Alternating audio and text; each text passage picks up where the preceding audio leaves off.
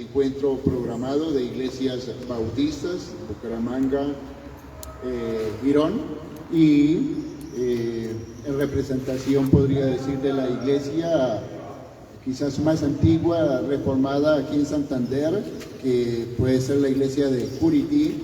Estoy yo como pastor y mi hija Lucy está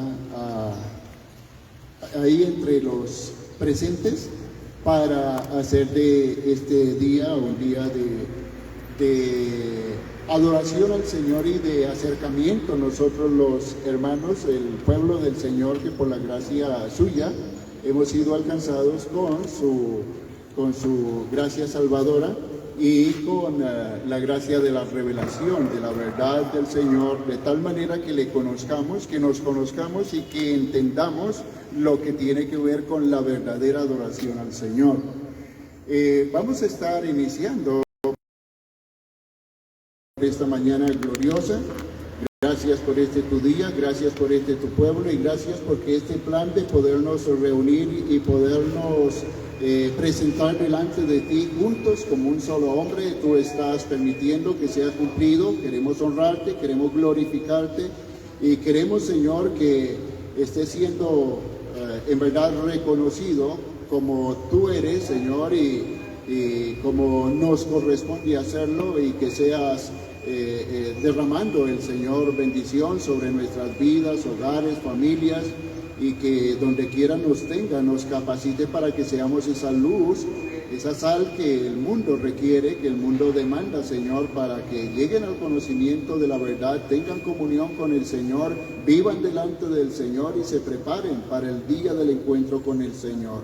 Gracias te damos, Señor, por cada hogar, cada familia, por cada una de las congregaciones aquí representadas, y que el Señor nos siga alentando y animando para que a la luz de tu consejo, de tu verdad, podamos crecer y crecer en hermandad, crecer en el amor y el temor del Señor. Te pedimos que bendiga la palabra, bendiga al predicador que va a exponer tu verdad, y ahora y también más luego, Señor, al hermano pastor Noel, que va también a llevar la palabra. Que el Señor nos bendiga a todos con la gracia del Espíritu para entender y para recibir el consejo tuyo. Oramos pidiendo la bendición del Señor en el nombre del Señor Jesucristo. Amén. Amén. Bien, hermanos, hemos anunciado que iríamos a estar tratando en esta mañana el tema del pecado y su eficaz remedio. Los dos grandes temas de la revelación del Señor no son cosas nuevas, no son cosas de última hora. Y si usted está bien consciente, de esto habla toda la Biblia. Del pecado, la realidad del pecado y sus consecuencias, pero también de la realidad de la gracia de Dios en Cristo, que es el remedio eficaz para el problema del pecado.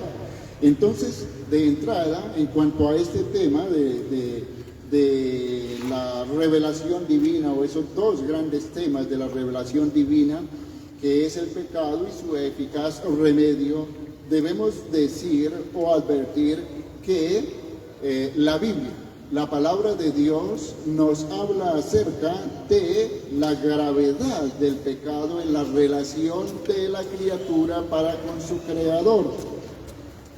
Y lo dice de tal manera, si tienen ahí en las Sagradas Escrituras, Isaías 59, 1 al 3, nos va hablando acerca del pecado, de la realidad del pecado y de lo que el pecado afecta la relación de la criatura para con el Señor.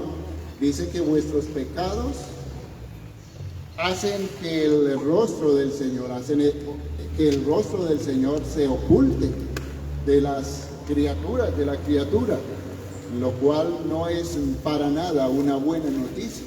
Es grave, porque si hay cosa que necesitamos es que el Señor nos vea, que el Señor nos atienda, que el Señor sea quien sea nuestro socorro.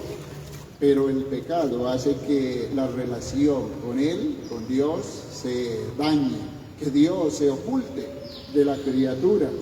Y también otra de las cosas que podemos reconocer por las Escrituras en cuanto al efecto del pecado es que se ha arraigado y afirmado tanto en el corazón y en el ser de la criatura que no hay cosa alguna que el hombre pueda hacer que lo pueda remover. Seguro que usted conoce lo que dice Jeremías 2:22. Aunque te laves con lejía y amontone jabón sobre ti, la mancha del pecado permanecerá. Son efectos del pecado. Pero por otro lado, no es eso lo único que la Biblia dice. La Biblia también dice o anuncia con respecto a lo que Dios ha provisto, lo que Dios ha hecho para remediar el problema del pecado, y es la obra redentora del Señor Jesucristo. Si bien es cierto, el pecado afectó la relación para con Dios y hasta el punto de que el pecado nos mató. De tal manera que dice Efesios 2:1 que Él os dio vida cuando estabais muertos en vuestros delitos y pecados. Sin embargo, la provisión del Señor es preciosa, de tal forma que dice: si confesamos nuestros pecados, Él es fiel y justo para perdonar nuestros pecados, y lo que no hace la lejía, que puede amontonarse sobre una persona, lo que no puede hacer el jabón, la sangre de Cristo lo puede hacer. Ese no es nada nuevo, como les digo, no es nada complicado, no es nada sencillo, eso lo encuentra en toda la Biblia. Y por eso debemos estar meditando constantemente en esos dos temas al acercarnos a la Biblia. ¿Qué nos dice Dios en cuanto al problema del pecado? Tiene mucho que decirnos, pero ¿qué nos dice Dios en cuanto a la obra redentora del Señor Jesucristo y su eficacia para nuestra situación? Porque de nada sirve decir que no somos culpables, que no somos pecadores, pues la Escritura lo que va afirmando es que desde nuestro nacimiento lo somos, desde antes de venir venimos contaminados. Bien, hermanos, entonces vamos a hacer un análisis bíblico del problema del pecado. Según Romanos capítulo 5 y versículo 12, donde radica según la Biblia el problema del pecado. ¿Qué dice Romanos 5:12? Alguien que lo tenga y nos pueda ayudar. Romanos 5:12 en cuanto al pecado. ¿Sí, hermano Elías? Por tanto, como el pecado entró en el mundo por un hombre, y por el pecado la muerte, así la muerte pasó a todos los hombres, por cuanto todos pecaron. Muy bien, muchas gracias. Entonces el origen del pecado nos lo registra que tuvo su partida en el huerto del Edén, cuando Dios puso al hombre en el huerto y Dios le dio órdenes que él debía acatar, que debía obedecer. No las tuvo en cuenta, las desobedeció y entró el pecado en el mundo, y entonces de ahí para acá las cosas se dañaron, se afectaron, la relación entre la criatura y el Creador se arruinó. Ese es el origen del pecado y así lo muestra la Escritura. Ahora también debemos pensar y por las Escrituras considerar su ruinoso efecto. ¿Qué fue lo que ese pecado que entró al mundo, que afectó la relación entre la criatura y el Creador? Además de eso, la Biblia reconoce Romanos 3, 9 al 12. ¿Qué nos dice Romanos 3, 9 al 12? Otro hermano que lo tenga y lo quiera leer en voz alta para que todos podamos ver qué nos dice la Biblia, qué registra la Biblia con respecto a ese problema común a todas las criaturas, porque, sí, hermano, Romanos 3, 9 al 12. Dice: ¿qué pues? ¿Somos nosotros mejores que ellos? En ninguna manera, pues hemos acusado a judíos y a gentiles, que todos están bajo pecado. Como está escrito: no hay justo ni aun uno, no hay quien entienda, no hay quien busque a Dios. Todos se desviaron a una, se hicieron inútiles, no hay quien haga lo bueno, no hay ni siquiera uno. Gracias, hermano, muy amable. Entonces, hemos hablado del origen del pecado, cuándo, cómo, de dónde partió. Pero ahora estos versículos nos van hablando acerca del efecto, y es un efecto universal. Ahí dice que no hay justo ni aún uno, todos. Por más de hermoso que sea el niño, por más hermosa que sea la niña y por más hermoso el hogar donde esa criatura esté, ahí hay un pequeño pecador, una pequeña pecadora. Todos hemos sido contaminados. Y ahí hablaba Pablo teniendo en cuenta las dos divisiones de personas que ellos reconocían, judíos y gentiles. Pero dice, todos igualmente contaminados, afectados por el problema del pecado. En cuanto al problema del pecado, los hombres suelen hacer ciertos comentarios cuando uno los aborda con la palabra del Señor, con el Evangelio. Y algunos nos responden diciendo, yo creo que para mí no hay perdón. Mis pecados son tantos, mis pecados son tan horribles, son tan abominables que creo que no hay perdón. Pero no todos opinan de esa manera. Hay otros que opinan diciendo, no, yo no creo que mis pecados sean tantos, sean tan graves, y menos que Dios se ocupe de ellos. Yo no creo que Dios se atreva a ponerle cuidado a la vida de uno todos los días y en todo lo que piensa, todo lo que habla, todo lo que hace o deja de hacer. Yo no creo que Dios se interese tanto en eso. Y esas dos posiciones son equivocadas. Esas dos posiciones que solemos encontrar entre los hombres en cuanto al pecado son totalmente equivocadas, son erróneas. Y ambas favorecen a los intereses del enemigo. Porque ¿qué quiere el enemigo? Quiere distraer a las criaturas de su realidad y de su eternidad. Y por lo tanto, entonces debemos no prestar atención a lo que los hombres piensan en cuanto al pecado, sino a lo que Dios dice con respecto a ello. Y la cuestión es de que ni es cierto de que no haya pecado, que Dios no pueda perdonar a una persona que nunca ha oído, que nunca ha tenido realmente conocimiento de las Escrituras, porque sabemos de un pecado que sí es imperdonable, que es la blasfemia contra el Espíritu Santo, pero a partir de eso, todo pecado. Y notamos que Cristo, de hecho, recibió a personas de muy mala vida, de muy mal comportamiento. Y Pablo da testimonio de que de la iglesia de Corinto muchas personas habían sido de lo peor, pero dice, esto erais, mas ya habéis sido lavados, ya habéis sido purificados, ya habéis sido santificados. Pero era una generación y era una comunidad que antes había sido abiertamente entregada al pecado, a la maldad. Y por otro lado, la verdad es que el Señor sí tiene en cuenta el pecado debido a su carácter. Dios es un Dios santo, santo, santo, y sí está al tanto de todas las cosas que los hombres hacen o dejan de hacer. Y sí le interesa, y sí tiene conocimiento de su vida. Usted puede leer el Salmo 139 y saber que Dios es omnisciente y omnipresente, y que lo sabe todo de cada uno de nosotros. Y también puede leer lo que nos dice Hebreos, el capítulo 4 y versículo 13, que dice que no hay cosa creada que no sea manifiesta ante su presencia, que antes bien todas las cosas están desnudas y abiertas a los ojos de aquel a quien tendremos que dar cuenta. Si le interesa, conoce todos los pecados, si le interesa la vida de usted y de su familia y la mía y de mi familia y de toda criatura que Dios creó, si le interesa, tiene cuenta. Y Hebreos 9:27, está establecido para los hombres que mueran y después de eso el juicio. Sí es, pero por otro lado, la buena noticia es, aunque haya pecado, aunque haya ofendido al Señor de mil modos, lo cierto también es que en la obra redentora del Señor Jesucristo hay perdón y limpieza.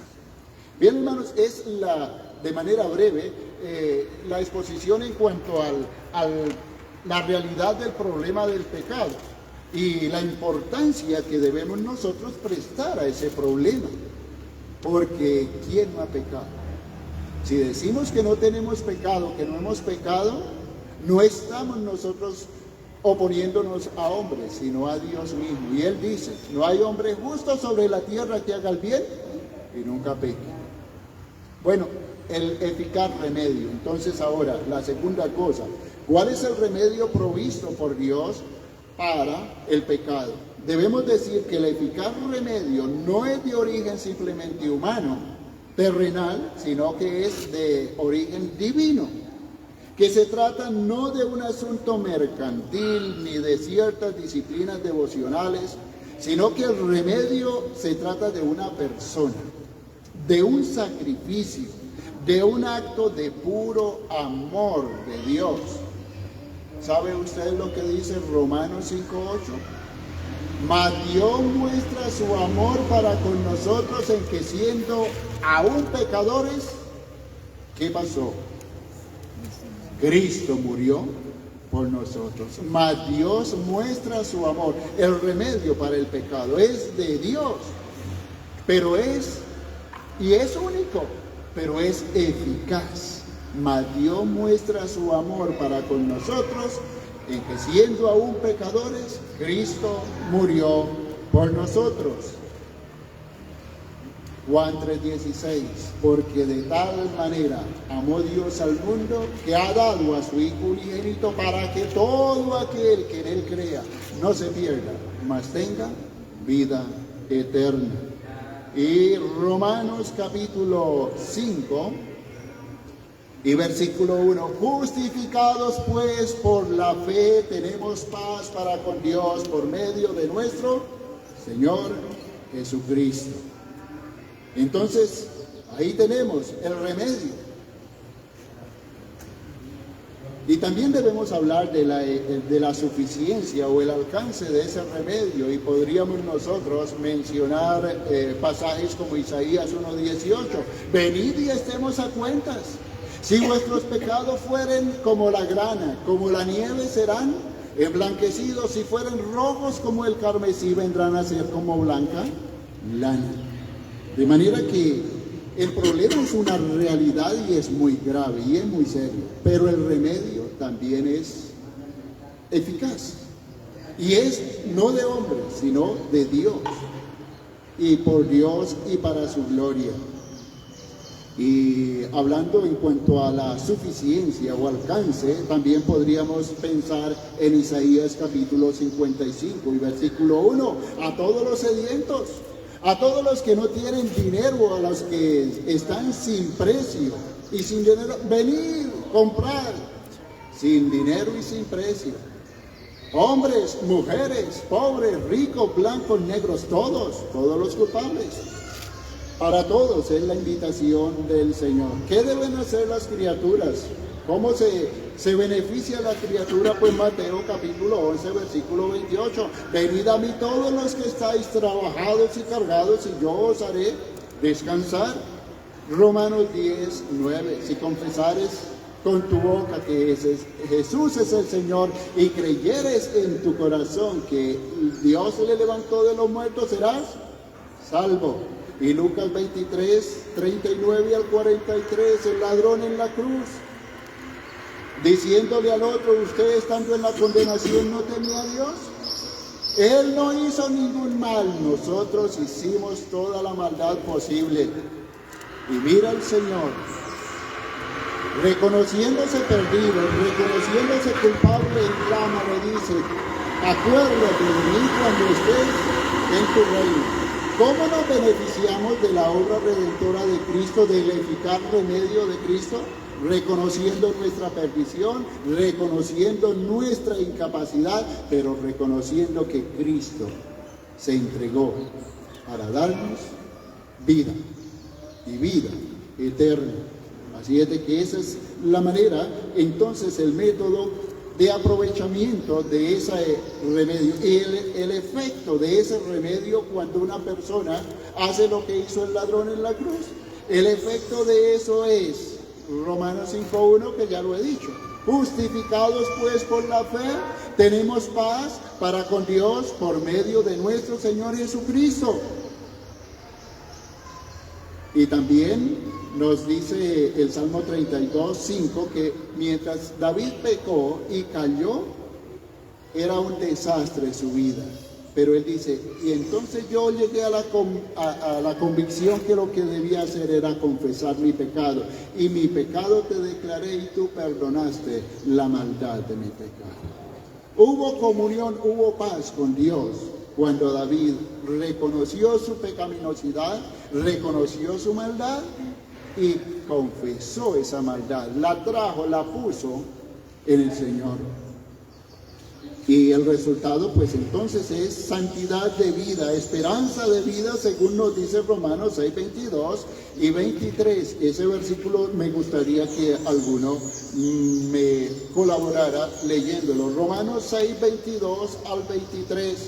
Resultados, efectos de la aplicación del remedio provisto por Dios para el problema del pecado. ¿Qué nos dice Romanos capítulo 6, versículo 22 al 23? ¿Alguno que lo tenga? Y que me lo pueda hacer el favor de leer. Hermano Elías. Mas ahora que habéis sido libertados del pecado y hechos siervos de Dios, tenéis por vuestro fruto la santificación y como fin la vida eterna, porque la paga del pecado es muerte, mas la dádiva de Dios es vida eterna en Cristo Jesús, Señor nuestro. Si vemos los resultados del pecado,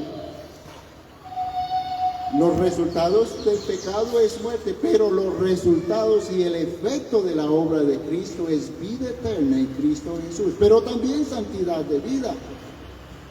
Hemos sido perdonados, hemos sido rescatados, hemos sido liberados, ya no es para seguir en el pecado. Ya el pecado no debe reinar en nuestra mente, en nuestro corazón, en nuestro ser. Es una vida entregada y dedicada enteramente para el Señor, por esa obra, esa aplicación.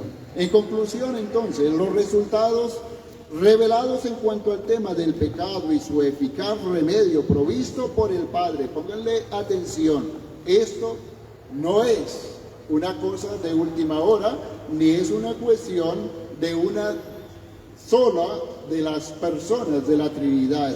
Los resultados revelados en cuanto al tema del pecado y su eficaz remedio provisto por el Padre.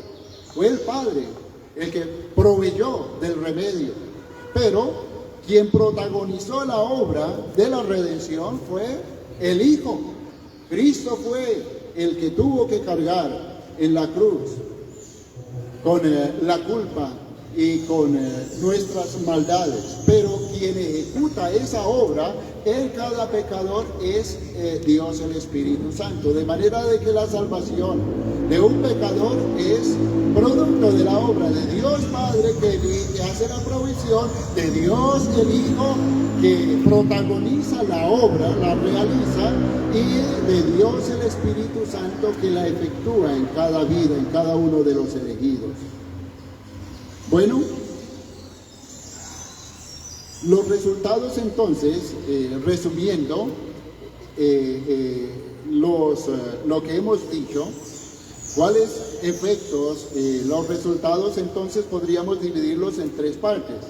Bueno, la primera cosa que podríamos tener en cuenta es que en virtud del pecado, pero de la obra eficaz del Señor Jesucristo, la primera cosa es que las malvadas pretensiones del enemigo en virtud de la eficaz obra de Cristo y aplicadas por el Espíritu en favor del pecador vienen a quedar fulminantemente derrotadas. Satanás quiere engañar y quiere mantener a los individuos bajo su dominio y bajo su perdición, pero la obra de Cristo nos permite ver que esas pretensiones del enemigo son derrotadas. Isaías 53:11 es donde encontramos que verá el fruto de la aflicción de su alma y quedará satisfecho. La obra de Cristo realizada, aplicada por el Espíritu Santo en las vidas de los elegidos, satisface plenamente la voluntad de Dios, el propósito de Dios. Entonces el propósito del enemigo de destruir todas las almas y acabar con todas ellas es frustrado. Segundo, que la eficacia de la obra redentora de Cristo sí cuenta con todas las facultades para limpiar absolutamente la mancha y consecuencia del pecado. Una de las cosas que los hombres piensan es que sus pecados son tan grandes, son tan abultados, son tan feos que no hay para ellos perdón, pero aquí está diciendo la Escritura todo lo contrario. En la sangre de Cristo hay limpieza, hay purificación, hay descanso, hay alivio, hay vida eterna para todo aquel que cree. Muy bien,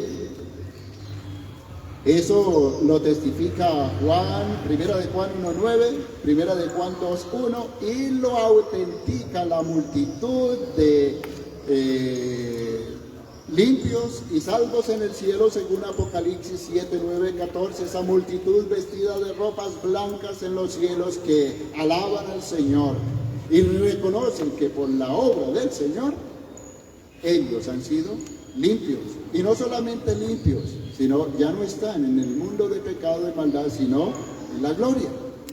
Y el tercer resultado es que entonces, siendo así las cosas, que no es un invento de hombres, ni es esfuerzo de hombres, sino el programa, el propósito y la obra de Dios, Dios tiene que ser, por la salvación, el único que debe recibir toda la gloria. Romanos 11:36, porque de Él, por Él y para Él son todas las cosas, y a Él sea la gloria por los siglos de los siglos. Amén. Entonces, ¿qué nos corresponde hacer? A predicar sobre las desastrosas consecuencias universales de todo pecado. Es lo que debemos hacer. Aunque la gente se moleste y no les guste que se les hable del pecado, pero ese es su problema.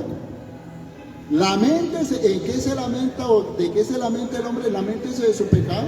Ese es el que ha traído desgracia y confusión y lo ha dañado todo. Pero por otro lado, a anunciar las infinitas bondades del Evangelio de Cristo, porque ese es el remedio, y a exaltar o a hacer de nuestra vida redimida solamente una vida de gratitud y alabanza al Señor por su infinita bondad. Esas tres cosas deben conducirnos, estas dos cosas que hemos nosotros expuesto con respecto a la realidad del pecado, que es desastrosa, pero a la realidad y eficacia del remedio que nos ha sido provisto por Dios en Cristo. Vamos a orar al Señor. Te damos gracias, Padre, por esta mañana. Te damos gracias por esta oportunidad de poder compartir la palabra tuya. Gracias por mis hermanos, por sus hogares, por sus familias, por sus vidas. Y rogamos que tú, por tu Espíritu, esté cada vez impactando nuestras vidas, nuestro ser y nuestro hacer, y en todo te estemos honrando, te estemos glorificando, Señor. Que nos perdone nuestro pecado, nuestra maldad, y que nos haga libres en esa obra redentora de Cristo aplicada a nuestra vida. Y tengamos paz para contigo, paz en nuestro ser y paz para con nuestros hermanos. Oramos, Señor, dándote gracias por permitirnos este privilegio de reunirnos como iglesia y como hermanos delante de ti para tu gloria. En Cristo el Señor. Amén. Amén. Muy bien, hermano Noero, ¿qué sigue? El descanso. Muy bien, entonces tenemos un pequeño descanso ahora. Sí, tenemos un receso, pastor. Muy bien.